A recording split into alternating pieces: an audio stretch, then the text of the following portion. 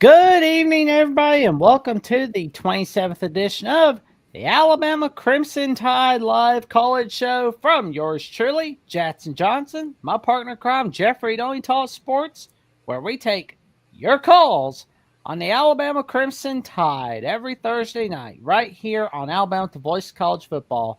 Let me tell you something, folks, it's always going to be a wild ride, especially when we're discussing Alabama football or other athletics and much, much more. How you doing tonight, good buddy?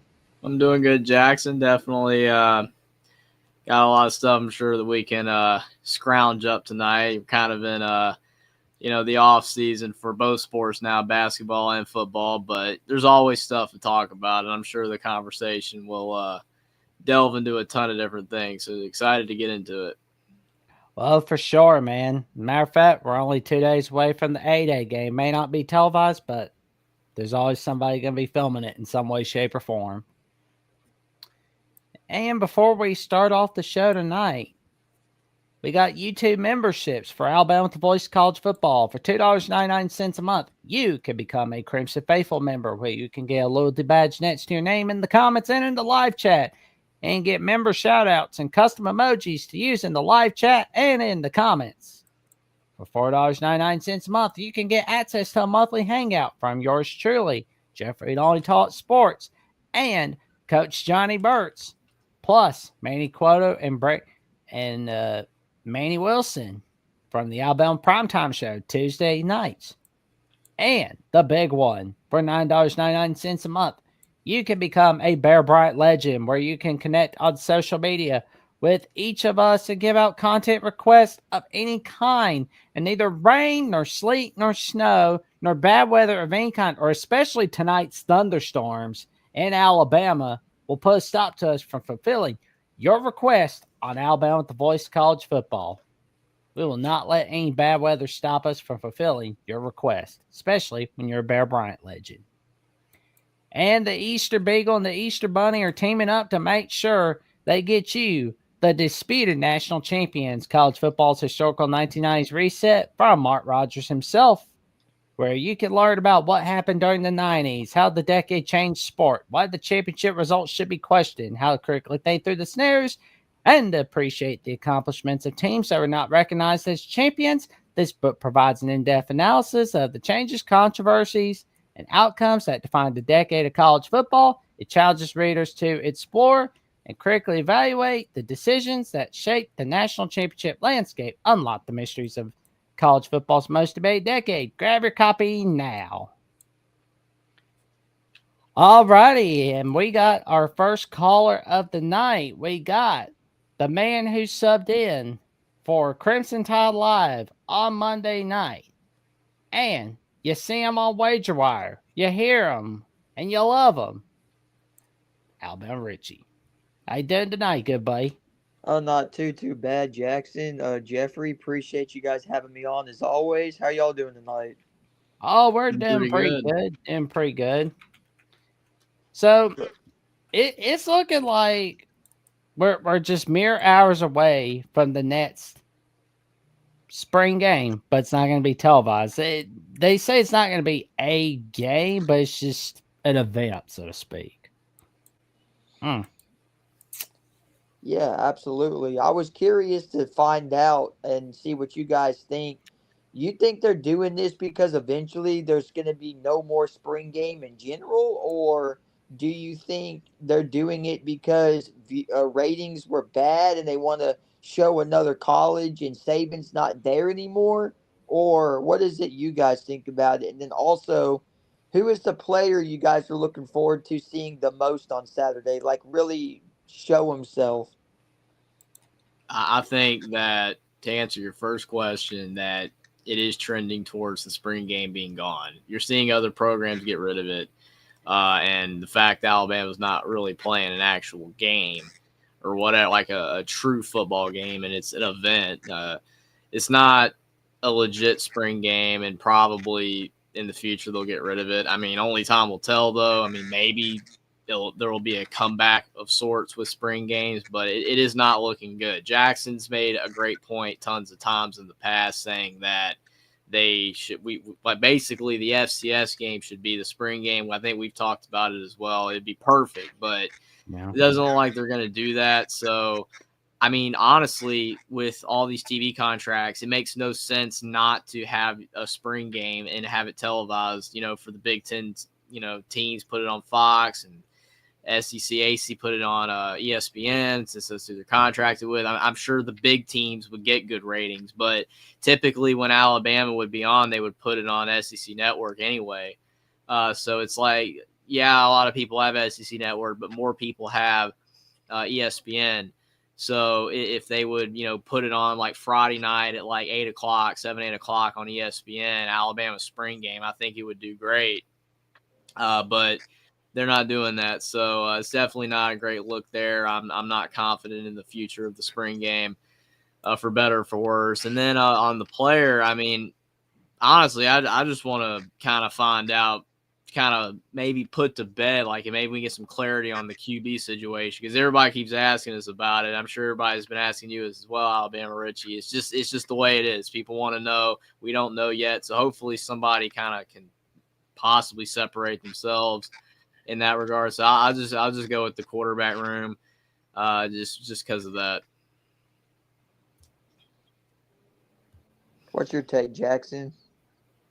Well, we'll wait and see on what happens with the future of the spring game. Like, I'm hoping like maybe this is just like a 1-year bump, and next year we go back to having televised spring games for all the teams, or better yet, we just have it be the FCS opponents be our little spring game. Like, that'd be pretty cool. Like, instead of just having it in November, just have it be your spring game. Yeah, I agree. I think that you do it in, like you said, back around that time. I think because Saban's not there anymore. I know the year Saban's last season, we weren't on TV. We were on like ESPN 3 or something like that. But they brought in Coach Sanders at Colorado because he was a first year head coach. The name, the hype. I think everybody wanted to see what they bring to the table. Is he actually a good head coach? Which he turned them completely around, and have to give him credit for it. But I think now that we had a 9-3 season. We weren't a top tier program. We failed to make the playoff. I think they're looking at scenarios. And like Jeffrey said, a lot of people have asked me throughout the weeks and a half. It's like, are you going to A-Day? This, that. I said, no, I chose not to go. I had all the opportunity to go this year, but last year I went just because it was the Boars' first season, and walking into the stadium, everybody was hyping it up, and then I walk in and I was very disappointed. I mean, you saw your guys there, like you saw Willie and Chad, you saw George Teague from the '93 team, and seasons around then, the '90s. You saw a couple like big names, a couple of like the throwback guys, Fitzpatrick and several other names, but to me, it wasn't like a physical football game where like you were jumping out of your seat to show up, but I still thought it was a lot of fun. The other issue I had with the game, and I don't know how y'all feel about it, was I kept saying to myself that, man, Richard Young looks like one of the best running backs. We talked about it on Monday night. I said, Richard Young looks like a stud, and this season he was just okay. Just okay. And so I thought it shammed a lot of people as well, because me and my buddy were talking multiple times about how the spring game made us think about guys that could have potential that during the season did not.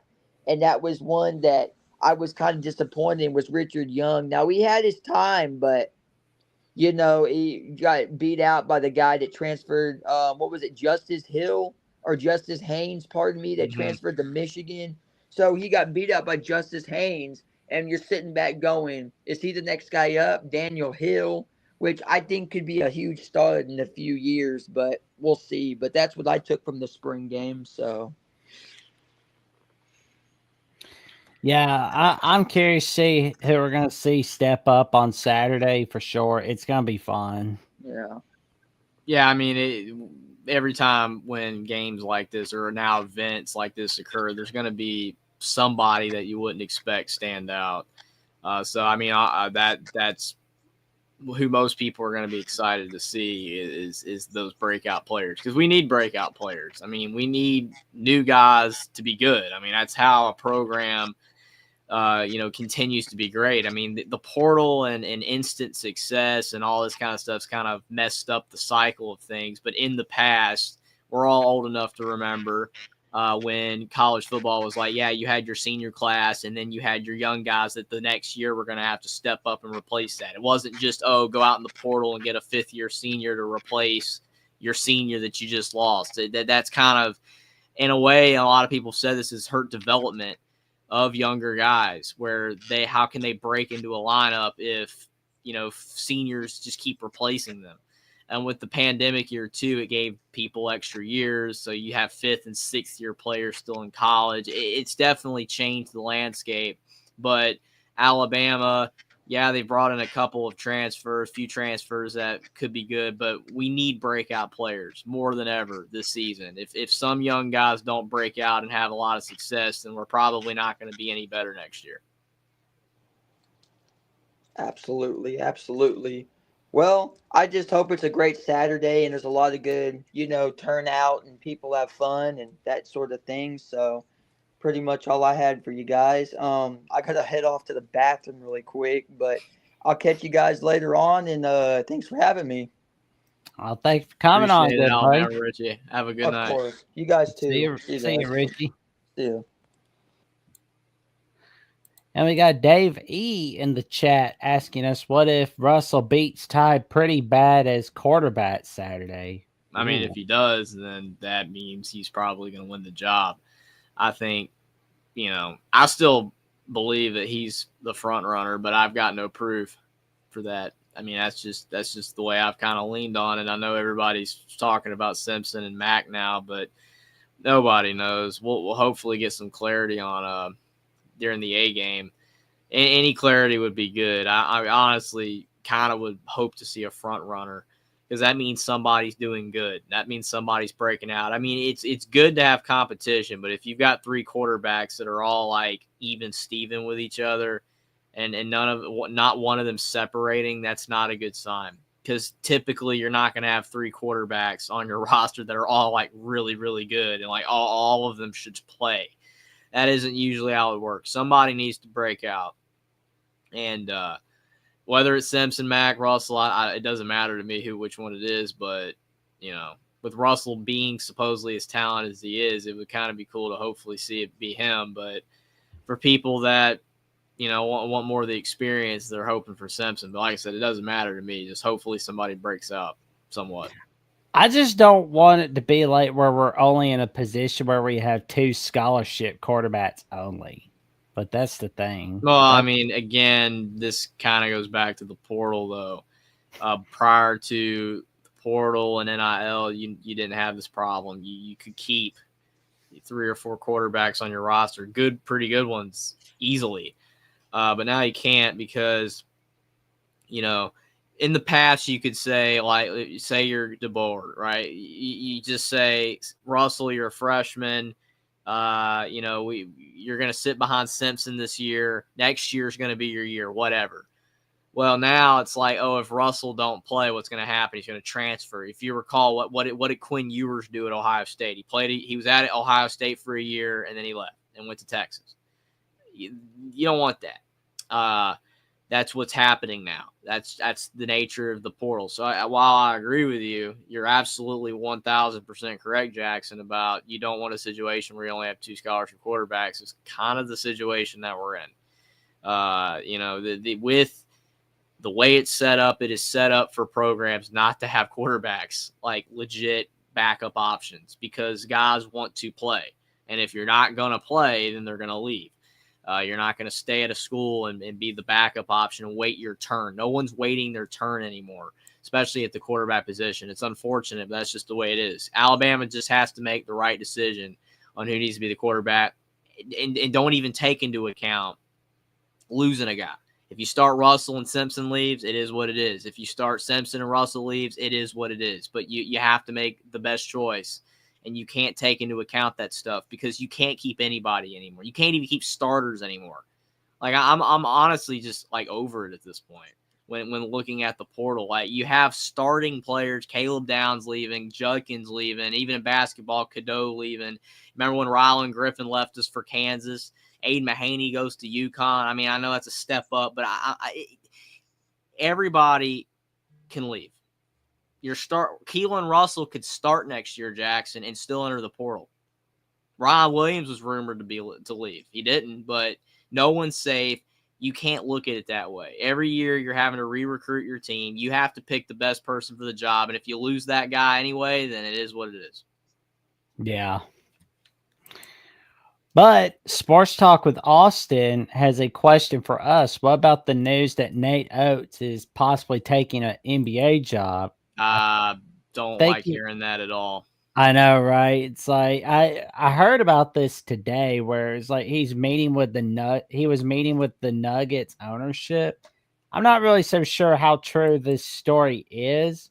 But did you also see with Dan Hurley too? Dan Hurley also supposedly was a candidate. I don't know if he still is. I haven't really been paying attention to this all that much, but I don't know if you saw that Hurley was being rumored for that. And now obviously Nate Oates. I don't like it.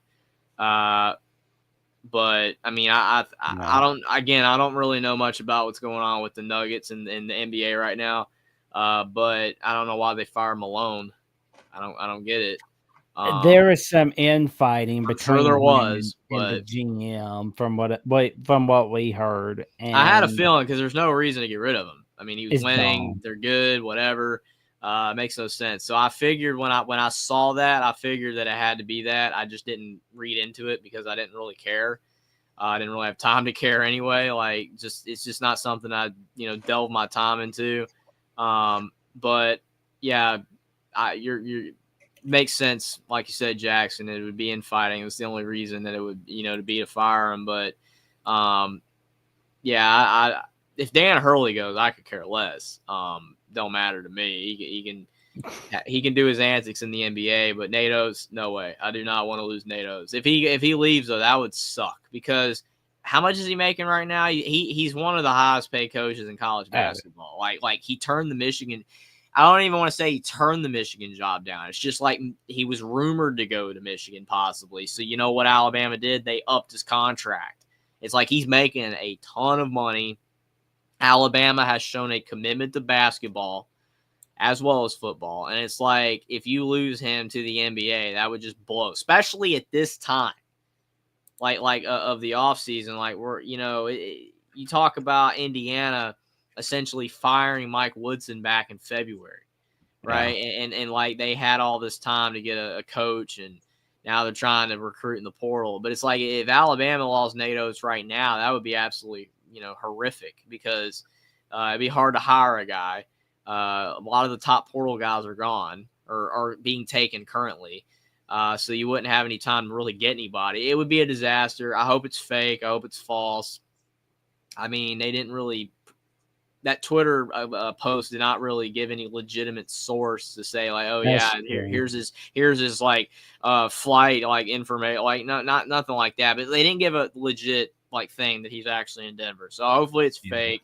I mean, he even had you were even gonna have like a segment, remember a while back that Nate Oates was going to Maryland. I told you that wasn't gonna happen. Yeah. I mean, I'm not as confident on this honestly because it is an NBA job. You don't have Nikola Jokic at Maryland, so it's but I hope it's fake. Yeah, but it's like I'm looking back at this article from FanDuel that has the interview of Nate Oates where he was on John Rothstein's podcast on September 30th of 2024, where he said the NBA intrigues me for sure, but I'm happy where I'm at for now. So it's not a yes, but it's not a no. Well, I mean, the thing is when you take a statement like that, he's happy where he's at right now. Does that mean he kind of wants to pull a hardball where, maybe he wins a title at Alabama, then he goes pro? Or, you don't know what that means. Definitely not a good sign that the NBA intrigues him. I mean, honestly, barely anything intrigues me about the NBA. I mean, I can watch the NBA, especially during the playoffs, but you turn on an NBA game, like now that March Madness is over and I've flipped on the NBA some nights, dude, the product is just not entertaining, honestly. I mean, I know that you're chunking threes, running up and down the floor. It's not that entertaining. I know that has nothing to do with being a coach. I know that college basketball is getting worse because of the portal and NIL and entitlement players. You know, it's hard to keep them, whatever, keep them satisfied, all that kind of junk. So I guess that the NBA is a bit more appealing, but you're still dealing with that. I mean, you got Michael Malone being a great coach and there's infighting. I mean, the NBA is no loyalty either. I mean, as Austin pointed out earlier, loyalty's dead. Yeah, loyalty's dead. I mean, how can you even root for a guy? Like I like Cadeau, right? Like I know I'm pivoting here a lot, but you talk about Cadeau at North Carolina. I like Cadeau. He was a solid basketball player. He's gone. He's at Michigan now. And it's like, guess what, Jackson? Here's the problem. RJ Davis, Armando Bacot, Tyler Hansborough, Joel Berry, Marcus Page, Michael Jordan. What do all those players have in common? North Carolina. They have North Carolina in common, but they stayed at North Carolina for their whole careers. No pivoting, no transferring, no dual loyalties, none of that junk. They stayed at North Carolina. They committed. They grew as players. They became stars, and they made a very big impact at North Carolina. And that will always be in the memories of Tar Heel fans. Cadeau's going to be remembered as the guy, oh, yeah, he played 2 solid seasons at UNC and he transferred. You see what I'm saying?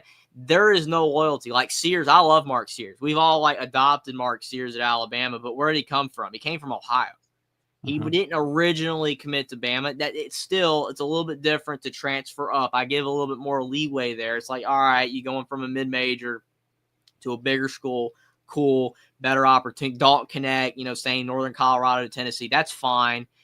But still, there's something special about a player that commits to your school, is at your school for 4 years, graduates, and leaves the program in a better place than when he committed. And that's gone practically right now. It is gone. When you think the NBA, you think of Dirk, right? You think of outside of the few years of the Wizards, you think of Jordan at the Bulls, right? You think of the Spurs with all their great players, Ginobili, Parker, Duncan. You think of those great players that stayed at that team for the entirety of their career, right? Or practically they did. The only one we can say that about right now in the NBA is Curry. Curry's at the Warriors. Other than Curry, there's no significant player that has been at their team the entire time. I know you say Tatum, but he's still young. He could still leave. Look at Doncic in one of the dumbest trades of all time. All I'm saying is that I love sports, but the loyalty being dead is a significant detractor for me. And it is a significant detractor for a lot of people because it is so stupid seeing a player that you like and a player that you enjoy watching playing for your team just leave. Just up and leave. And it's like, did the school matter to you? Did the organization matter to you? In the case of Doncic, it absolutely did. He didn't want to leave. You saw his emotion when he just returned to the Lakers, or when he just returned to the Mavericks, playing now for the Lakers. You saw his emotion. You saw the crowd's emotion. That was all on the Mavericks, not Doncic. But other than situations like that, you see these college basketball players, do they show any remorse when they leave? No. Does Cadeau actually care about North Carolina? No. I don't feel that he does. I don't feel he does at all because he left and went to Michigan for what? He was going to start at UNC next season. RJ's gone. It's his team now. He leaves. Why? Why did you leave? I don't know. Money, Michigan, UNC, they both have tons of money. Again, it's just the loyalty part. It's sad. Like I know that, again, I'm pivoting all over the place. But I'm telling you, man, it's going to get to the point where you're not going to barely care about any player. You might analyze the stats. You might be interested in all that still and watching the games. And I'm still going to watch the games, still, all that kind of stuff. Because, I like the concept of basketball. I enjoy the game of basketball. But these individual players, you are not going to care about them at nowhere near the level that you used to care about them. You're just not. I can't. How can anybody? You just can't. Well, if you become like a head coach in the NBA, you don't have to deal with like the parents or the relatives of a player. Like, I mean, if you don't like that sort of stuff, if you don't like the recruiting, well, you don't have to. But then on the other hand, you're going to deal with owners or GMs nitpicking at every little thing that you're doing in the NBA. So that's an issue there. I think both are problematic. I mean, I feel like college had a massive perk. It was a lot better than the NBA and NFL because you didn't have the egos. I mean, you had some really good players that kind of, but like at the end of the day, the players were like, you know what, I want to listen to the coach because I want to go pro, right? I want to go pro, and I'm going to listen to this coach that's done a great job getting other players to the pros so I can have a career and make a fortune, whatever. The NBA, NFL, these guys are already rich and loaded. They feel like, a lot of them feel like, hey, I can do what I want. Well, now in college, it's like they're making tons of money now too.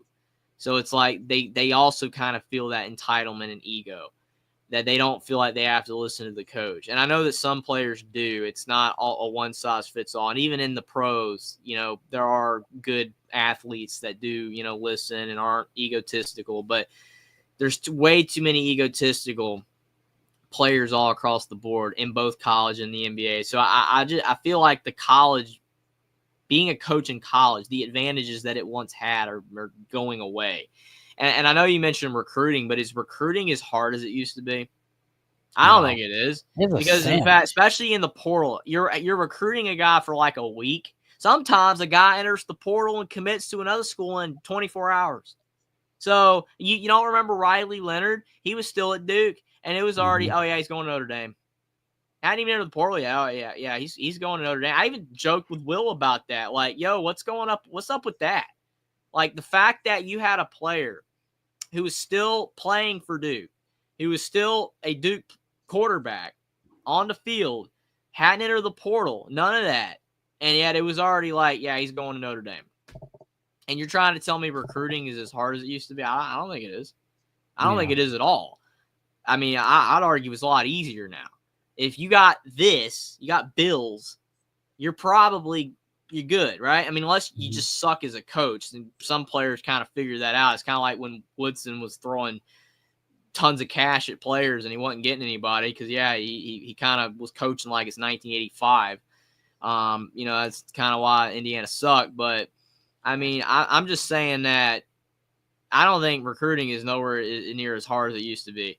Yeah. I still feel like the NBA has its disadvantages with the GMs and the egotistical players, but college the recruiting's easier, but now you got the egos and now you get fired a lot quicker now because, you don't win immediately with the portal, you're done. You're toast. It's like, well, this guy over here, look at Dusty May. He took Michigan from 8 wins to the Big Ten title in how many years?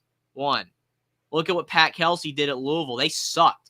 Austin will let you know that, and look where they're at. But then you got this other coach over here that it's taken him 3 years, and this school hasn't made the tournament yet. Gone. You're done. Your history because you haven't won yet. So honestly, like I said, college coaching's gotten a lot worse, man. And the only thing that's good about it, though, is if you're Jimbo and you get fired and you have that big buyout, then you're golden. But still, and you get a hot tub and a cigar if you're Jimbo. But we got Coach Smoot from the Coach Smoot Network tuning in. What is up, Coach Smoot? Thank you for tuning in. Roll Tide, fellas. Roll Tide, you too.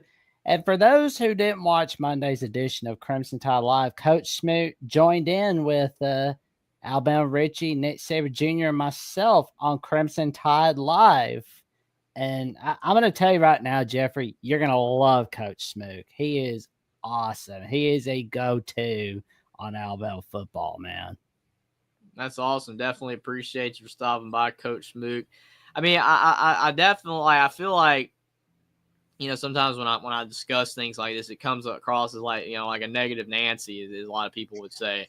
I'm not trying to be. It's just the way I feel about it. I mean, I don't think it ruins the product, right? I don't think all this stuff ruins the watchability factor of college sports or even the professional sports. Like Doncic going from the Mavericks to the Lakers. Does that hurt the NBA when it comes to watchability. No, because you can still watch Luka Doncic. He's just in another uniform now. He's still lighting it up. It hurt the Mavericks because it was like, and I remember like people were like calling out Mark Cuban, and people that know me very well know I am not the biggest fan of Mark Cuban, but he did say that I will divorce my wife before I say no to Luka Doncic leaving the Mavs. I want Doncic to stay for life at the Mavs.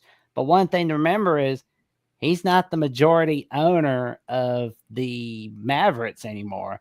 Fact of the matter is, I think it's like the daughter or daughter-in-law of Sheldon Adelson that's owning the Mavs now, but she's a big dog financially. She's running that team.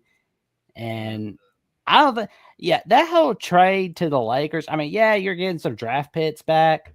That's not going to end well. That is not going to end well for you.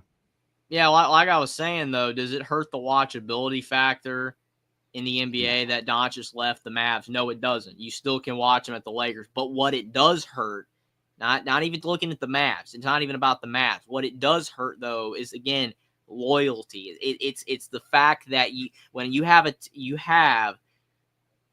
player who got drafted by the Mavericks, he's made his career at the Mavericks. The fans love him. And all that, right? And he's gone. He's gone. And you don't have a Dirk story. He's not Dirk 2.0 because he's gone. He's not a Mavs for life. You know what I'm saying? Or 98% of his career was at the Mavericks. No. That is my problem with that. And again, I know saying loyalty there is counterintuitive because, again, Doncic's loyalty was at the Mavs. He wanted to stay, and you even mentioned with Cuban wanting him to stay, but it's just a horrible look. It's a horrible look because why should you as a fan get invested in this player? Just for it to be all taken away from you. You know what I'm saying? Like just say next year Tatum and Brown are traded. It's not going to happen, but you know what I'm saying? The Celtics, the fans would go nuts. It's you can't have this, man. You cannot have this. And I feel it's the same in college. You cannot have Ron Williams after his freshman year leave to go to Texas if he was rumored to leave Bama. You know what I'm saying? You can't have this. You can't. We had Julio Jones. We had Calvin Ridley. We had the quartet. All of those guys were Bama for life. You're not seeing this anymore. It worries me, Jackson. It worries me hard because of the fact you're going to see fans stop giving a flip about these individual players on their team because it's like, oh, yeah, after the season, we don't know if they're coming back. The fact that so many athletes have to put on their Twitter accounts or Instagram accounts, oh, I'm returning. You used to never even have to say that. Used to, you just did. Used to, it was just common knowledge. Oh, this guy, he's a freshman. We're going to have him for 3 more years and he's gone unless maybe he declares for the draft early. Now, you don't know. You have no freaking clue whether you're going to keep anybody on your team. You don't know. Anybody's up for grabs. Anybody can just say up and say I'm gone. And any program, even the Blue Bloods, are losing players. And it's awful, man. It is an awful look. I really, really do not think that enough people are stressing this enough, that it's bad. Like, a lot of people just don't care because they get so caught up in the portal. They think it's exciting. They think it's cool, right? And, yeah, it can be fun. Like, oh, my gosh, let me refresh Twitter for the 80th time. Oh, there's another player that's committed. It's cool, but the novelties wore off, especially for me. Like, it was kind of cool when it first was a thing, but now it's like we went from the portal making sense, Jackson, where guys left that were either bench players and they wanted to go somewhere to start, or a guy like Sears at Ohio wants to transfer up, to now anybody can go. Anybody, again, Kadove going from UNC to Michigan. Why? I can't tell you. I have no clue. I don't get it. It makes absolutely no sense, but it did happen. I don't know. I mean, I don't know. You haven't said anything really about it that, from my knowledge. But what are your thoughts? I want to hear your thoughts on this. I mean, I'm not too crazy about, but I mean, there's a lot of things that we don't like in life that we don't want, but it's just like it's just what we're dealing with at the moment, and there's gonna be something that's figured out. I mean, I think something's gonna get figured out. I mean, there's no worries there.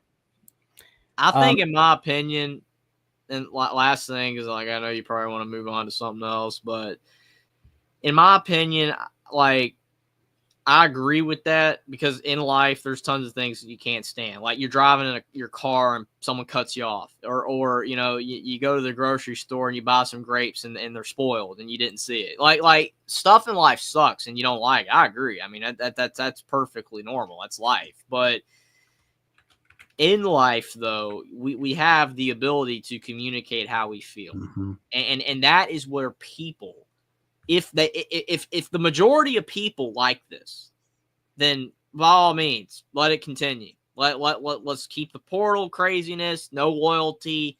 Guys can go wherever they want. You lose your players every year, get a whole new roster. That's fine. Whatever. But I really doubt that the majority of the population agrees with that or likes that at all. But a lot of people just aren't saying anything about it. And if you do say, because I mean, we see all the time, and I'm not getting into the, we're sticking with sports here. But when you talk about other issues, right? What do people do when they don't like something? They complain about it and they make their voices heard, right? They make their voices heard all over the place, whether it's They on the don't do internet anything about it. They just or do they it. even protest, right? But they don't do anything about it. They just protest, right? I'm not a protester. I'm not like people that usually typically would like, hey, let's do this. But when it comes to stuff like this, like expanding the tournament, that's where I'm like on Twitter. Do not expand the tournament. Don't expand the tournament, because I'm like, it's fine the way it is. If more people express that thought, maybe we have a fighting chance of it not being expanded. You know what I'm saying? But then when you see people saying, let's expand the tournament to 100 teams, then that green lights this. Too many people were in favor of expanding the playoffs from 4. I was not. A lot of people weren't, but it wasn't enough. More people, again, if they're not in favor of all this stuff, need to speak out. Not do anything crazy. Again, no protesting and breaking stuff. Just keep it on the internet. But you know what I'm saying? Like make your voice heard and say that this has got to stop. Like, because it's completely destroying the fabric of the game. That's just my opinion. Like I've done my job, the little reach I got, and I've told people my feelings. Like, don't expand the tournament. Do not keep up. Like, the portal's fine, but cut it back. Like, don't allow this complete insanity to ensue. NIL, keep it, but don't allow free reign. Bring it back some. But I don't feel like enough people are expressing that. And that's my problem with it, because I feel like, in my opinion, that more people don't like this, but they're not speaking out. They need to speak out, because if you do, then maybe stuff will get done. Yeah. But so on Monday's edition, we went over our take on Xavier Crowell. Shout out to Mr. Crowell. But one question, Jeffrey. Any plans you got on New Year's Eve? New Year's Eve? Yeah.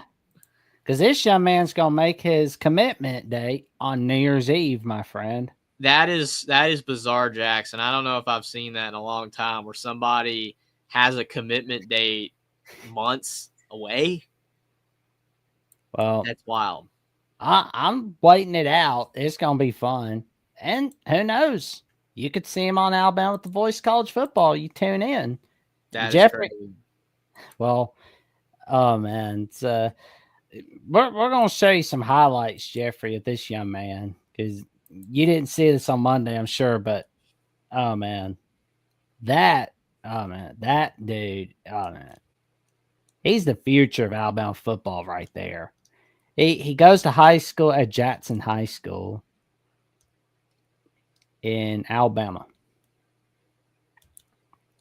Yep. And honestly, like, last little tidbit of what I've been talking about, I feel like that this kind of hurts high school, recruiting fans as well, because a lot of people like watch these players like, oh, I want them to commit to my school. then they commit to your favorite school, and then they play for a year, and then they transfer. I mean, that's just a tough loss. And that hurts the school too, because you've put a lot of money and time to recruit this guy. High school recruiting is a lot more intensive than transfer recruiting. Like, you got to do a lot more work, and more money is spent. And if you have a guy, for him to just leave, it's tough. So, like, in the case of this guy, hope Bama lands his commitment, and hopefully he stays a Crimson Tide player. You know what I'm saying? Like, that's what you want to see. Like, when I saw the Ron Williams rumors, I was upset about that. Like, we did not need to lose Ron Williams.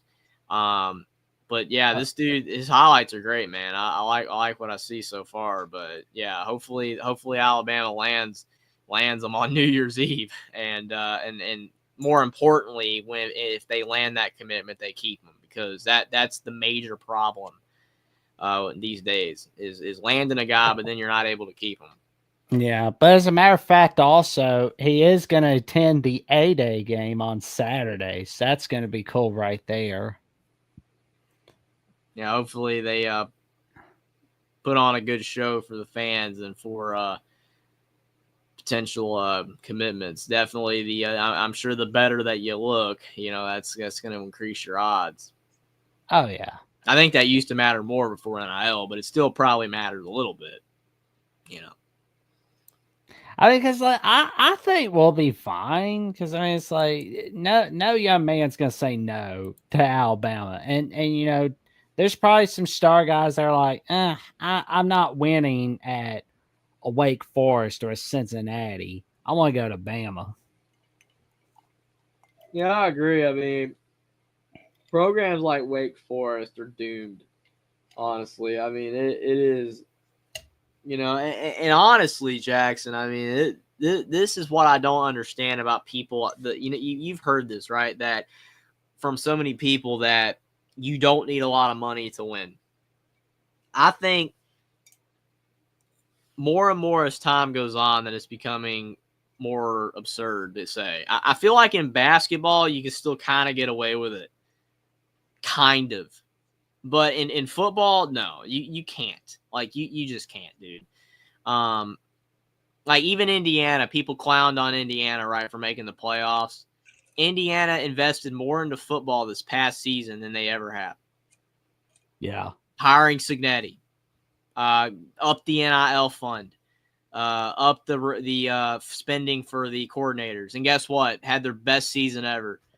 I don't agree. Like teams like Wake Forest, they're broke when it comes to NIL. They have no fans in the stadium. They don't get any good players. They suck. Yeah. You know what I'm saying? Like, why would anybody play for Wake Forest football right now? Legitimately, why would anybody want to play for Stanford? Unless you're a genius. Like, unless you're somebody that, like, your GPA is like 4.0 and you're a garbage football player and you play at Stanford. Like, why would you play at Stanford? I mean, if you're a great football athlete, you're going to play at Bama and Georgia and Texas and Ohio State and whatever. You're not playing at Stanford anymore. You're not playing at Wake Forest. That's why these programs are cooked. Like, because even if they started winning and started generating revenue, it's still not even going to come close to the revenue that LSU and Alabama and these type programs have. That's why Indiana, I mean, they're very fortunate that they're in the Big Ten. They're very fortunate that they have put more of an investment in football, and it's given Signetti a fighting chance. But Alabama, like, that's why Saban was so upset, honestly. That's why he was like, yeah, like, NIL, it's gonna be a little tough on Alabama. Guess what? It's been a little tough on Alabama because now you're having to compete essentially with the entire SEC almost for players. I mean, all of these programs got money. A&M's got money. LSU, Georgia, Bama. All of them have money. Tennessee, Florida. So you're competing with all these programs for the same players. And before, Alabama would just get them all. Now it's like it's not a guarantee anymore that they're going to land these type of players. I mean, look at Oklahoma. I mean, we went from saying Oklahoma was a top 5 to 6 program, right? with Stoops and Lincoln Riley to now what's Oklahoma? I mean, are they even top 20? I mean, that's a little broad. Program-wise, they're top 20, but on the field performance, are they top 20? Probably not. But with NIL and revenue, they probably are top 10 to 12-ish, maybe 15. But I'm just saying that with NIL, a program like Oklahoma has gone down. And with the move to the SEC, Alabama was once right here. Now they're just kind of in this thick of things, the thick of the top. And they're not standing out anymore. So a guy like who you just showed, does Alabama stand out like it did before? Probably not. Because you can make that money at Georgia. You can make that money at Texas, who are both currently better than Alabama. So that's the unfortunate thing. I mean, Alabama is arguably the best or top 2, top 3, whatever, best program ever. I mean, they're elite, but now with NIL, it's leveled the playing field at the top. These few teams up here are even overall, and it's hard to stand out, especially when you, in the case of Alabama, just kind of had a rough season, and there's a lot of uncertainty going into this season. So. Yeah, I mean, I'm curious to see where 2025 is going to bring us. I mean, I'm hoping we can have a really good year, which I mean, I believe will be all right. I mean, it's like the recruiting trail's doing pretty good. We just have to make sure our O-line's doing very well. Yeah, and I'm excited about the recruiting. Like they're doing really good with that, but the major thing is they have to keep these guys in the program.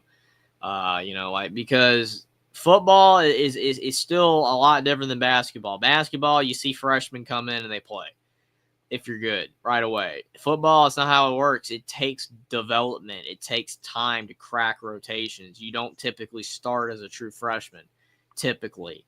So it's like some of these players need to exercise patience. You know what I'm saying? Like you need to exercise some patience and be like, all right, I didn't start for Alabama as a freshman. I might not even have started for Alabama as a sophomore. But if I keep putting in that work and learning behind these starters, I'm going to play. Yeah. By my junior, senior year. But you're not seeing this anymore as much, and that's a problem. Like, it's all fine and dandy, Alabama's recruiting well, but if they don't keep these guys, it doesn't mean a darn thing. It doesn't mean anything. Like, you just completely wasted your time putting all that effort into this player that he left, and now he's going to produce most of his stats at Tennessee. That's the problem. So I am excited about Alabama's recruiting, but more importantly, they need to develop them and they need to keep them within the program. You can use the portal, but you don't need to rely on the portal. I feel like teams that don't have to rely on the portal all the way, like you look at Florida and Houston, yeah, they had some transfers, but a lot of those guys were within the program for 2 years at least. So like they kind of had that familiarity. It's not Russian roulette every year where you're losing all your players and you're getting more. You can't have that. So Alabama football, and that goes for basketball, you need to have some type of familiarity. You have to have returners. You have to have a lot of guys return that are really great. Don't lose your Caleb Downs to Ohio State. Keep your stars like Ryan Williams, but then also develop the young guys, and then they get a lot better and play eventually instead of them leaving to get guaranteed playing time at BYU or whatever. It's just that's the type of stuff that we need to see. If you start seeing more of that as DeBoer's tenure goes on, then that's a great sign that things are trending up. But if you start seeing, guys leave left and right, and we're having to do what Florida State did with Mike Norvell and just go hard in the portal every year, that's not a good sign for the future. Yeah, I mean, you don't want to get overly reliant on the portal, but you also don't want to get overly reliant on the old days of how things used to be. Because like if you do that, if you're getting overly reliant on one system, it's going to bite you in the butt, like you stated, Jeffrey, with Florida State. I feel like you need moderation. You need to incorporate some of the old ways and some of the new ways. And that's why I feel like I'm fine with the portal. I'm fine with NIL. I'm fine with all that, but they need to regulate it, moderate it, where it's moderation not out of is control. power. Yeah. Moderation is power. And we got the call-in link in the chat for those who want to come on in and discuss their takes on Alabama football. and we'll take your calls right And me here and on our Jackson, we'll be here for another hour or so, and hopefully get out of here before 12:30. I don't want to be up too late, but definitely we'll be here for at least another hour to take your guys' calls. Definitely appreciate you guys for being here. If click you're on the new, like subscribe button. to the channel. Definitely subscribe to the channel. We're trying to grow the community, but definitely, like Jackson said, like the stream.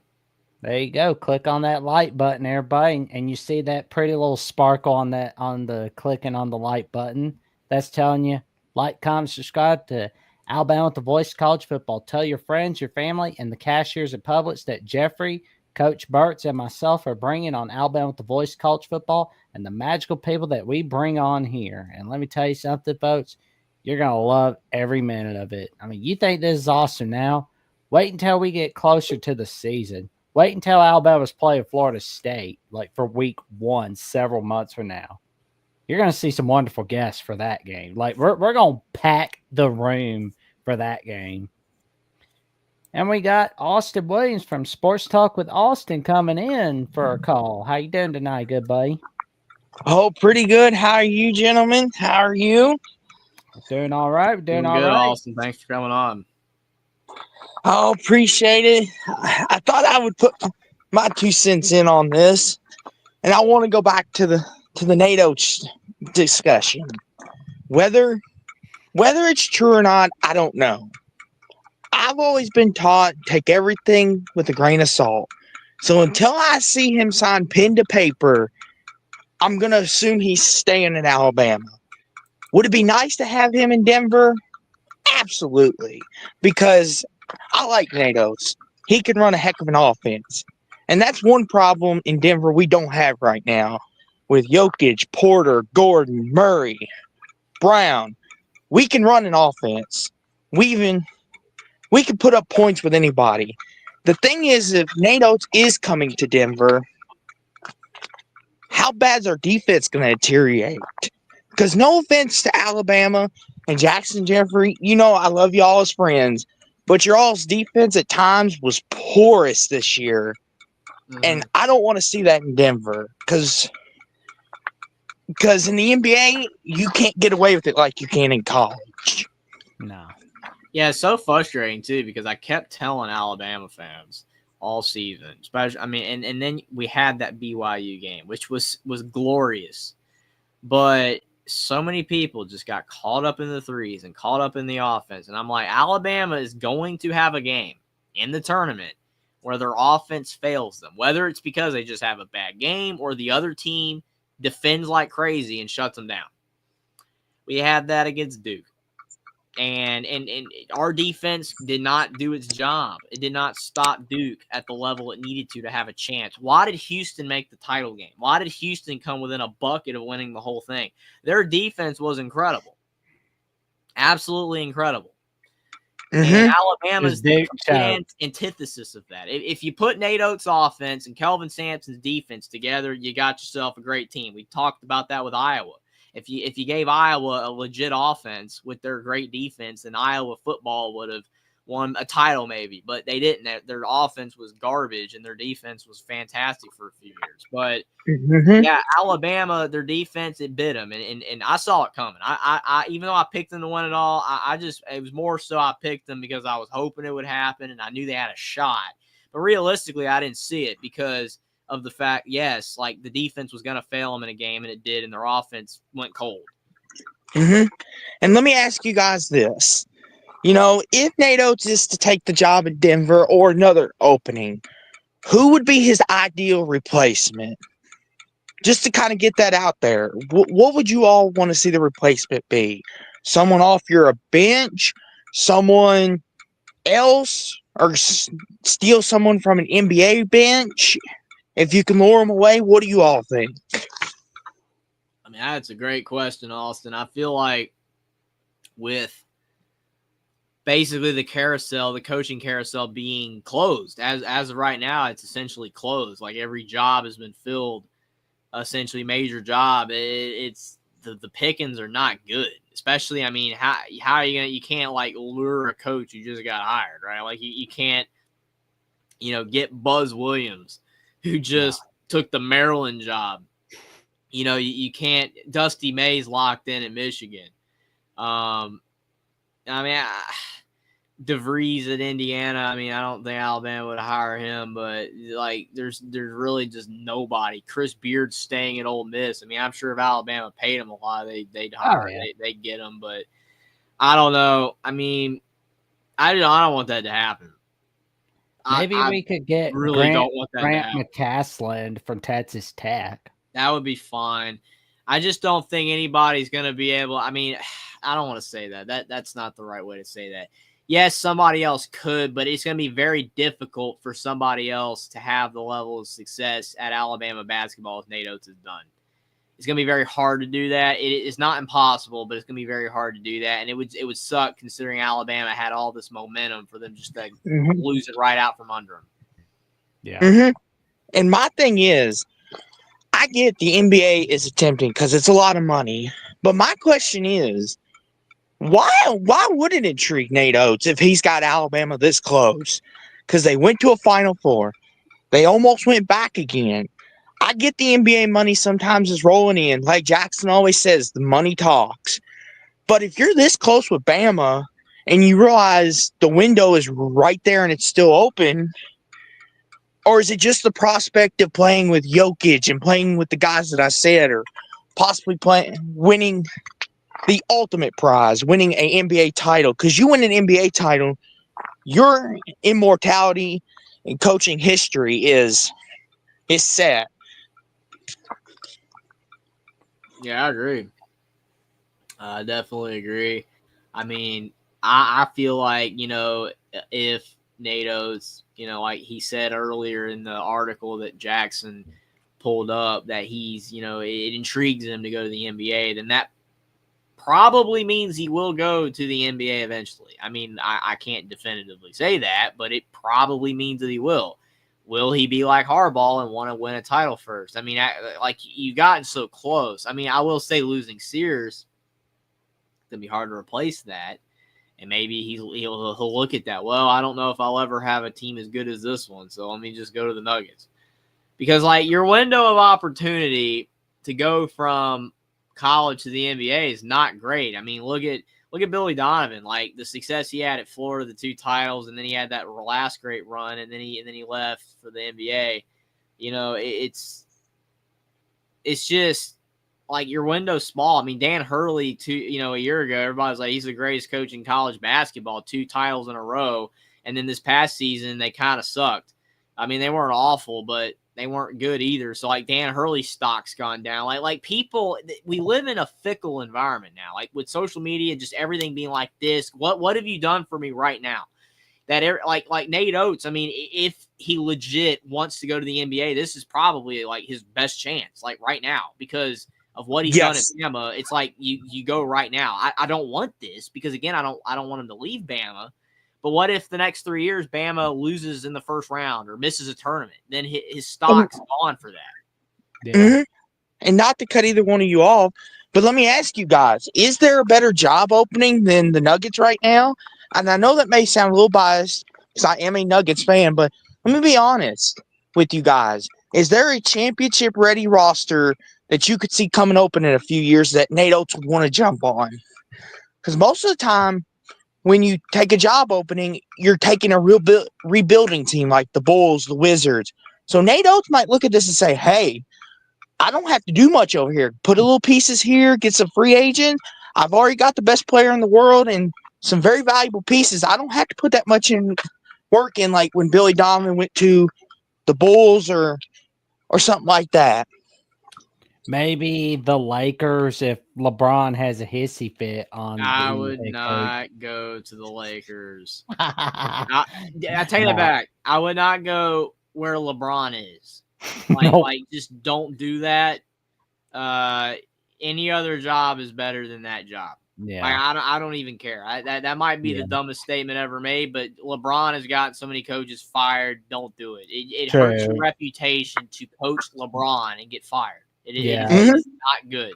But in all seriousness, though, like LeBron will be retired by that time, but I don't think the Lakers' job will be opening up because, like, Luka Doncic seems like a cool character. So I mean, he'll be Luka fine. Doncic, I mean, I do have a lot of respect for him after, he's seeing that raw emotion that he It's had. like the returning. Freddie That is Freeman. such garbage. Like, he legit did not want to leave, man. It's like when the Braves traded Freddie Freeman to the Dodgers. He didn't even want to go to the Dodgers, but his agent did a little digging and was like, you know what, we're going to trade Freddie to the Dodgers, or we're going to have him sign a contract with LA. I mean, yeah, he may want to go to Atlanta, but And yeah, that's what I feel like it is. It like Luka Doncic, it's got that similar vibe to it.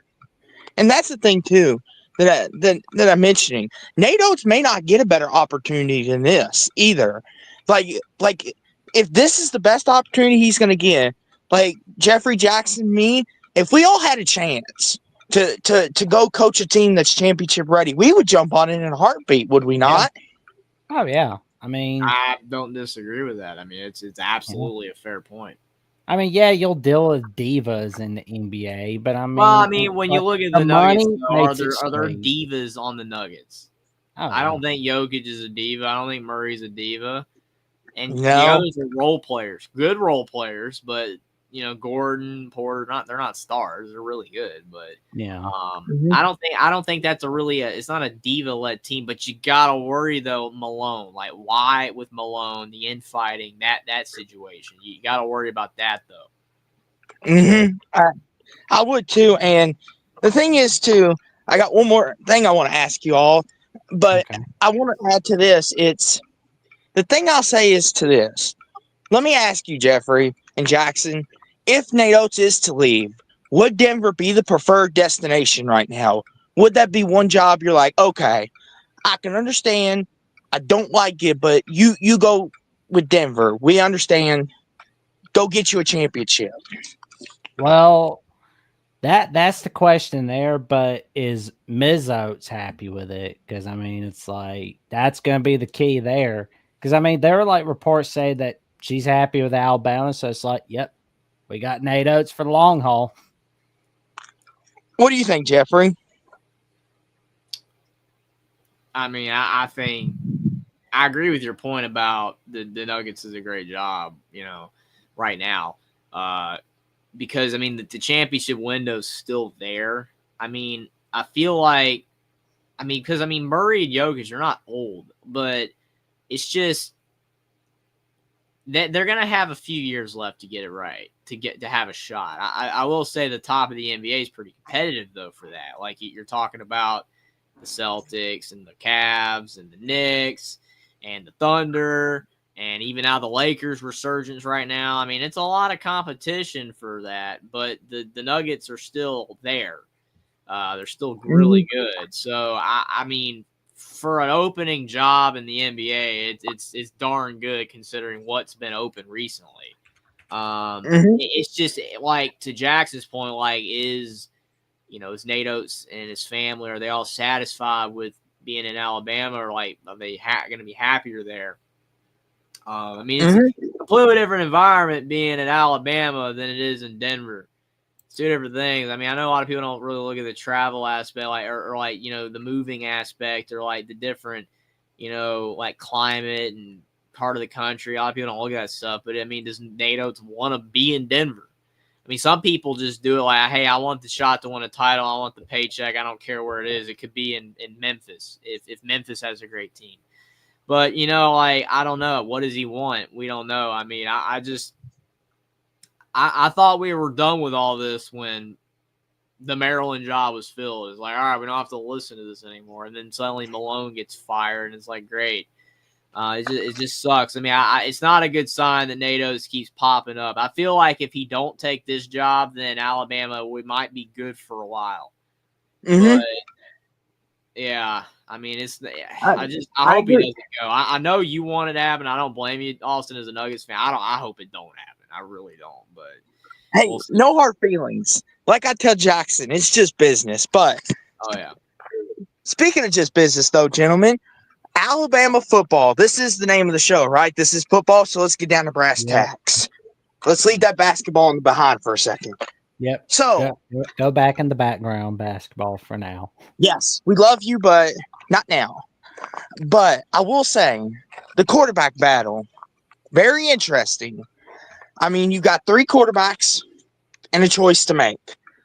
Have we ever seen this at Alabama before? I know we've had the Tua, Jalen, we've had that kind of situation, but have we ever had a quarterback battle like this where you have no clue who's going to be the day one starter? Have we ever had that before? Well, we had that with 2011 where it was like we didn't know who our starter was going to be until like the conclusion of week 1 against Kent State for 2011. Then we had like AJ McCarron taking over as starting QB, and it paid off. And like you said, Jeffrey and Jackson, it's one of them things I don't envy Kalen DeBoer because he's going to make someone upset. And that's just the world we live in. It's like, it'd be, for example, if we all 3 were up for the same job position, but Jeffrey outperforms me and you, Jackson. Mm-hmm. And then we'll be like, not only do I not want to be here, guess what? I'm taking my money and going over here, taking my talents over here. I'm getting more money. And not to go off like a rant, but that's the world we live in. And I feel like they're all 3 good quarterbacks, but it's all about who's going to stand out. That's ultimately what it's going to come down to. Who stands out? Who makes the most impression? From what I am hearing Ty Simpson is the guy that people really like because he's waited his turn. He's been patient. Do you think if you're a guy that has patience, waits his turn, do you think that should give him a little more leverage when it comes to the job? Or is it basically on your play, doesn't matter how loyal you've been? Because Ty Simpson's been there for a minute. I mean, that is a fantastic point. I mean, in the past, again, it just shows how much things have changed, and I hate it that it's changed so drastically for the worse, in my opinion, on certain things. But yeah, like when I was younger, we saw, Jake Coker get the job after Blake Sims, right? It was his last year. He waited his turn. He got the job. Was he a great quarterback? No, but he played, hard, and he was loyal to the program, and he got his shot, and he won a title with Alabama, even though that defense and Derrick Henry were massive reasons, but Coker was still, he did his job. That's gone. I mean, to me, like I used to have that approach like you, and I still believe in that approach, that if you've waited your turn, you deserve your chance, you deserve the job, but it just doesn't work that way anymore. I mean, Kalen DeBoer's he's got to pick the best player right now for the job. If Ty Simpson is the best player right now, he's better than Russell because he's young and Simpson has the experience and he's more mature. Give it to him. But DeBoer does not need to make the decision in mind of hurting somebody or being afraid someone's going to leave. Like, if he picks Keelan Russell because he doesn't want him to transfer, that's the wrong pick. If he picks Keelan Russell because he's the best quarterback, then that's fine. If he picks Ty Simpson because of his loyalty, then that's the wrong pick. Even though I wish that was the reason, but that's just not how it works anymore. If he picks Ty Simpson because he's the best quarterback, then that's the right pick. Mm-hmm. And that's the thing, too, is we're in a day and age now. Let's say, Jeffrey, he does pick Ty Simpson, but Ty Simpson, the first 2 or 3 games, stinks it up really bad. Even though Alabama's winning convincingly, he stinks it up. DeBoer might be like, okay, this is not going to work when we get to the big boys. Yeah. Russell or Mike, get in there. And then that could cause Simpson to be like, And then that could cause a whole drama in the locker room. So it's very vital to make the choice and make it properly. If he ticks someone off and upsets them, then so be it. Mm-hmm. And that's the thing too that kind of want to elaborate on is like Jalen Hurts. A lot of people think that was what happened with him. He got ticked off at Nick Saban and he just left and he showed Alabama. And the people that say that don't know what they're talking about. Hurts knew his time was up, but he didn't cry over spoiled milk. He went to Oklahoma, made a name for himself, and I say he's had a pretty good career. I don't know about you two, but he turned out all right. Yeah, he's done a lot better than I expected. Oh Lord. Oh man, check out this Nets comment from Boardman0195 saying, oh man. Yeah, we got some Auburn fans. We got Auburn, man. Appreciate that, board man. We Well, thank welcome you for everybody to Alabama, the voice of college football, including Auburn fans. Yep. We might not have a lot of positive coverage on the Auburn Tigers, but definitely do appreciate you for stopping by. Well, we can tell you, I don't want to spoil too much, but we did. There is an Auburn channel for the Voice of College Football, but you will definitely see some new hosts. I don't know when, but it should be before the season starts. And I'm going to tell you, you're going to be really happy with it, board man. You're going to be really happy. That I can promise you. Yeah, and if there's any LSU fans in the chat, cover your ears because Jackson really likes to pick on LSU as a disclaimer. LSU? Well, I pick on Brian Kelly a lot. LSU? I know, right? LSU? Oh, gosh. Listen, LSU's going to win it all. Don't we know this already, gentlemen? And they're going to beat Alabama by 3 touchdowns. They're going to beat Clemson. That's what I want to know. Boardman says, just kidding. I'm a USC fan. Just like to see different shows college, but so do we. Yeah, definitely. Me too, board man. I like watching shows, on tons of different teams, conferences. I get a different perspective. So definitely appreciate you for tuning in. Glad to have you. Well, and I'm going to tell you right now, Boardman, USC Live is coming back on USC at the Voice College Football this month. So tune in for that. And the Voice College Football has big things coming your way. Could be April 21st, day after Easter. Could be April 28th. Could be May 1st. But I'm going to tell you right now, big things are coming from the Voice College Football. All right, why did I say for a moment? It's like my head's messing with me. What else have you got in mind for us, Austin, for Alabama football, man? And that Kentucky internet is doing the mess around with Austin. It's like, dadgum. That sucks. Definitely appreciate you for coming on, Austin. Definitely understand how it is, and with that internet, though, it can be a real thorn in the side at times. Well, I guess we got another caller in the queue room, but first, I decided to be a little charitable. Decided to gift a YouTube membership for Alabama Voice College Football, and it is Larry Large. Congrats, good buddy. You are now a YouTube member for Alabama Voice College Football. Jackson's being more generous than the Easter Beagle. There you go. I mean, it's like, it's that I ain't kissing Lucy, so that's a no. That would suck. It's like, oh man, gotta get some iodine for that, man. I know, right? Oh man.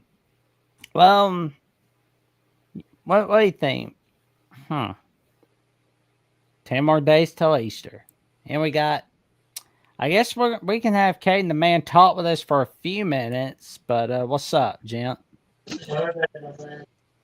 Yeah, good evening, Jackson. How are you? Doing all right. How are you? Same garbage, new day. Yeah. Well, what's on your mind for the Alabama Crimson Tide tonight, man? Just wanted to get something off my chest. Sorry about the NCAA basketball video. That just been having that was a rough day for me, and honestly, bit of a feud I'm having with Mark Rogers at the moment. So I apologize for going ballistic. That was unnecessary, and I was just not thinking straight. Well, I forget. I mean, it's like just don't get off the rails like that again, man. It's like I appreciate the apology, man. Just it's okay to be passionate, but it's just it's don't get too hard on our buddy Austin.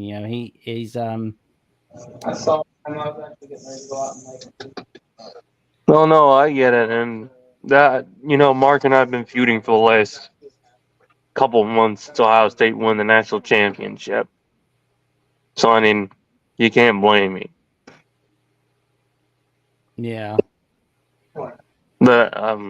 I've told Mark and I sent you a couple emails, Jackson. You're always welcome on my shows. Saturday night, 7 p.m. EST. Sunday night, 7 p.m. EST. I told Mark, I'm not gonna kick you guys off my show. Like I just told you guys, I will debate anybody from the voice of college football on my channel any day of the week. I will debate them Saturdays and Sunday nights, and I will debate them during the week when I'm home, usually from the mornings till 2 p.m. Eastern Standard Time, whenever I go live. So just know that. Okay. Jeffrey, what's going on with you? I'm just hanging out talking some Alabama football and stuff like that. Not much. And let me get this fact out of the way. Please don't talk about my favorite basketball player of all time, LeBron James. Respect the king of basketball. He has Okay. this, and nobody disrespects the name of King James. Or two. LeBron is a fantastic player. I recognize that. There's a lot of other things I don't like about him, but He's on the court play is really great. He's one of the GOATs next to Kobe Bryant and Michael Jordan. And then, third of all, my thought on Alabama football. Let me get down to the nitty gritty of why I'm here. Okay. Alabama football. The quarterback battle. Here's my thing: if they pick either one quarterback, they're gonna have a rough start to the season. They're gonna have, they're gonna struggle a bit. But I would be concerned about the Georgia game. It's in Georgia, and then you got to go to their house, and I'm just worried for y'all because that Georgia game I hear is not going to be pretty. So that's my one main concern. Funny because all the other World Trades are like, yeah, we want to get all the sisters together. I mean, am I wrong about saying Georgia's a team that really has a bad attitude, or am I the only one that says it? No, Jeffrey's covered his take on Georgia being having a lot of players doing a lot of misbehaving. So it's like that, especially with the DUIs and the drug arrest. But I wanted to get Jeffrey's thoughts on maybe what I've said about Georgia in the past. As long as they can get the discipline factor back into Georgia, then they can go back to the way that they were, kicking everybody's butt. And even I mentioned this in the first episode of this show. I don't know if it was the first episode or the second episode of this show, but Georgia, I quoted Georgia, was ragdolling after ragdolling after ragdolling team. So I want them to be back at the way that they were doing it, and that was ragdolling teams. You know what I mean? Yeah, that's fair. To me, if Georgia and Ohio State are the only two teams that win all the time, and no one would want to see that. I mean, you would, but no one else would. You want competition at the top. You want to see Alabama be really good. You want to see, Miami actually be legit again, or Nebraska if they could ever win again. You like seeing other programs be good for the most part. The majority of college football fans like seeing that. Georgia and Ohio State are elite programs, but Georgia's undoing with the DUIs and stuff's on them, and they deserve to suffer a bit. That's why they're not as good right now. If they get it together, yeah, they'll be really good again, but nobody just wants two teams to dominate, and that's it.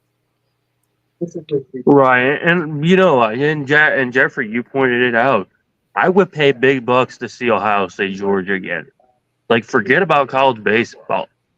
Let's get it on. Like I said it before on Jackson's show Monday. I was on your late night show, Jackson, about 12:15 in the morning. I said, let's just get it on, because I'm ready for that game any day, any time of the week. Yeah. I paid bucks to see that game.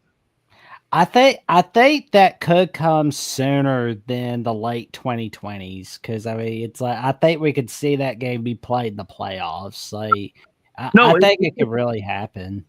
No, it's going to, and I know it. But I'm saying, let's not wait till the playoffs. Let's get it on right now.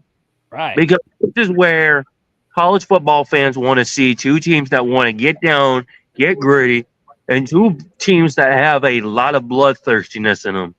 And that's two things Ohio State and Georgia both have, is that they're bloodthirsty, they're physical, they're violent. But not only are they violent, but they can get really, really good on defense. And that's what both teams have in common. And I feel like anybody says like Ohio State, Georgia, that's just boring math. I'm like, you're talking about two defenses that have proven that they can be physical, bloodthirsty, hungry, but also they're two defenses that can play 60 minutes and they can either beat the living hell out of you or they could just, toy you around like a doll and just lead you there. And then the last minute, finish you off. And Jeffrey, just so you know, that's just one thing I'd be worried about, especially Indiana for you. I mean, you're covering both Indiana and Alabama, but that's just one thing. My point to Indiana as well is that if they're going to play Ohio State again, they need to be worried about that defense. Is that Ohio State's defense can do that with Indiana, and especially with anybody like Notre Dame, Penn State, Michigan, they can do it with anybody. But as far as the SEC is concerned, it's Georgia, because Texas. Let's be honest, Texas is overrated, and State is overrated. And your buddies out west or east, I don't know which one it is. Ole Miss, Leanne Hamilton, all at Ole Miss, overrated. Lane Kiffin's overrated. I mean, have they faced Georgia? Has Ole Miss faced Georgia? Yeah, they were lucky to get a win over Georgia. I mean, they credit beat them like 28-10. I mean, that was just lucky. Georgia was still, in my opinion, they weren't the same team that they were. But at the same time, you got to understand, Ole Miss doesn't have to just worry about Georgia. They have to worry about Ohio State. Because if they come to face with Ohio State, that's their fault. I feel like Ole Miss has to focus on not losing that game that they shouldn't lose. Like, hint, hint, Kentucky. Kentucky, overrated. I know, right? It's like, I mean, you can't be losing an early game to Kentucky and not expect it to bite you in the rear. And you can't be losing games like Florida. Right. But here's the thing, at the same time, you can't look past Big Ten opponents such as Ohio State. Because the only reason Ole Miss hasn't come up to Ohio State was because of Coach Tressel and Coach Meyer. And Ole Miss doesn't want to play Ohio State because they know Ohio State's a team that can take them out any day, any time of the week. We will beat them any day, any time. That's the bottom line. Because we can play that defense. We can just completely destroy you in the first half and leave your carcass there. Or we can just toy with you for a while and then just finish you off in the last quarter. There's two options to play defense, especially as far as Ohio State and Georgia is concerned. Yeah. All right, man. Anything else you got in your mind tonight? Jackson, I would like to ask you a favor if you don't mind me doing me a favor. Okay. I don't know if you mind messaging Mark Rogers for me, because apparently he's not answering my emails. Tell him I would love to debate him Saturday night or Sunday night, 7 p.m. Eastern Standard Time, along with yourself on my channel when I go live for my usual Saturday night and Sunday night live shows. Because I'm surprised you haven't come on my show yet, Jackson, because I'm like, I don't know why you don't, because I've been getting busy with some stuff behind the scenes and been getting some stuff at home, rocking and rolling. I say I'm not a hard man to find. You should understand that. And especially Rogers should understand that I'm not a hard man to find. And if he wants to come and debate me anytime on my channel, he can. As far as kicking me off his show last week or this past week with Leanne Harry, when I was just pointing out the simple fact Ohio State's era of destruction has begun, it's simple as that. He didn't have to go blowing me off like I was just trying to say a non just something that's bogus. I wasn't saying bogus about Ohio State. I was stating a fact about Ohio State. You should understand that. Because Okay. and at that point, that I'm 100% correct. Because if I say Ohio State is doing something, and I've had a conversation with people there at Ohio State, you should understand I have had those conversations. And especially the conversation I told him with Coach Laurinaitis that I had with him. And ask Mark Rogers if you want to. But I'll just tell you this, Jackson. I had a conversation with Coach Laurinaitis last year about doing some stuff that Coach Tressel and them were doing back when they were in, when he was coaching at Ohio State. There was two things I told him that I wanted brought back to Ohio State because I felt like Ohio State wasn't the full team that I wanted once remembered. They weren't the team that was crushing people left and right. You know what I mean? When you play an absolute game and you don't lose a game, that's what I'm trying to tell them. Especially at Texas, Georgia, Bama, Penn State, Florida State, Clemson at home or on the road. We got to bring our A game, but not only our A game, we got to bring the mindset of that game as well. So that's just my 2 cents. Okay. Okay, and I'll be seeing you later, and you have an awesome night and sleep well, man. Listen, I'm not a hard man to find, Jackson. I'm not a hard man to find. And Jeffrey, that goes for you as well. I'm not a hard man to find. I dare any of you boys grow a setting on my channel. Saturday night, Sunday night, you know where to find me. Okay, we'll see you later. And that was Caden the man on the line. But for those who, we've got some interesting weeks ahead of us. Saturday with the spring game Saturday, but we've got some magic coming your way from the Voice of College Football. Of course, the Ets account. Let me go ahead. But first, we want to send you the YouTube membership invite from Alabama with the Voice of College Football. And it's in the chat. So if you want to come on in and become a YouTube member for Alabama with the Voice of College Football, it's right there. And you got the Voice of College Football Ets account and the Voice College Football Instagram account. We're going to show you those for a little bit. Discussion, debate, and analysis with no off season. Check out the Voice College Football @Twitter account where you'll see great shows like the Alabama Call-In Show with Jeffrey and myself, the Ohio State Call-In Show with Garrison and Ryan Stanos. Hey, we broke the fourth wall once again. Got the late night call-in show tomorrow night from the Voice of College Football. And you got Mark having on Greg Flugar, having on Brian Abraham and Isaiah Hull this week. There's the recruiting show On the Move with Leanne Herring. And much, much more. But guess what else is going on? The Instagram account. It's blowing up. Boom. We would love for you to come on in and give the Voice of College Football Instagram account, where you can get top-notch discussion, debate, and analysis with no off-season. And you got Brian Kelly on there talking about Notre Dame when they played Florida State. A look back at that. A look back at Aaron Rodgers. And you get a look back at Florida, look back at USC, and much, much more. More magic coming your way. And I love breaking that fourth wall times 64 wall, don't you, Jackson? I love it. I love it very much, man. And next Sunday, and just because Easter is over on midnight of April 21st does not mean that you won't get any additional treats. Because I'm going to tell you right now, Mark Rogers and friends at the Voice of College Football have a special treat for you. It's going to be it could be on April 21st. It could be on April 28th. It could be on May 1st. It could be on April 30th. But I promise you, when you give the Voice of College Football account or the Instagram account a follow, or the Facebook account, or when you like, comment, subscribe to the Voice of College Football, or on Alabama with the Voice of College Football, you're going to see a special treat coming your way. That is coming up for sure. A special treat, all for college football fans like yourself. Jeffrey, what have you got going on this week, good buddy?